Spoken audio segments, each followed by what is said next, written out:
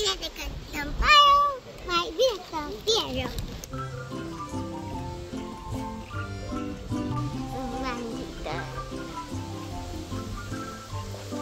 Ce jefuiești? O bancă? Nu-mi bani. N-am.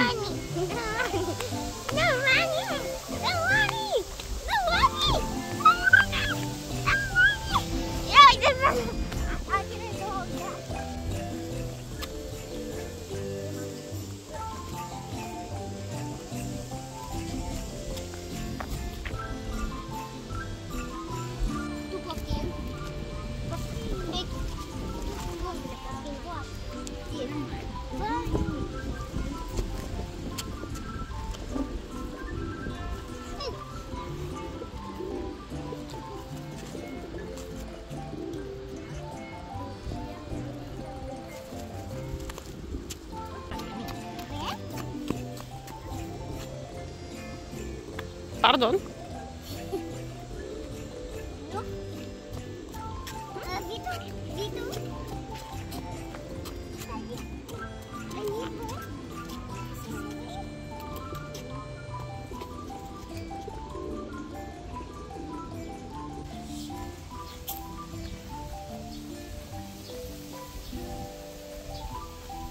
Acum am găsit lebede.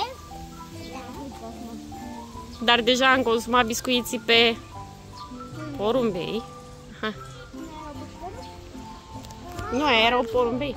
Mami, uite pui. Uite pui și aia funar. Mami, se uite urât la mine. Păi cum ai vrea să sui? O iau și eu pe urmele lui Emma, parcă se uită cam urât la mine. Hai că să uită.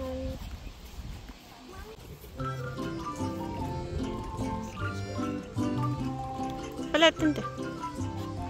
Fă-le atente, spune-le. Hello! Aruncă-i una, aruncă-i una.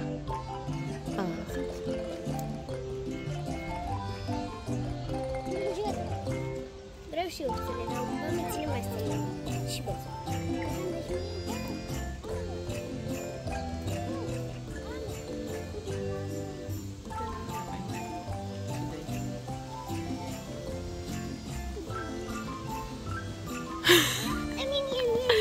I-ai dat, Emma? Te-am mărâit? Eu le-am dat.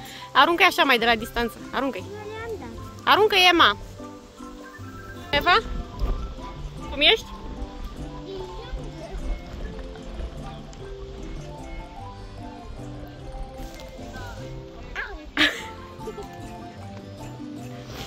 Nu. Au. Ia să vedeți ce fac. Vreți să luăm cu picior? Hai că nu e. Ia uite așa lemn. Lemn. Ăsta e mețișor chinezesc. Doar că mai mare.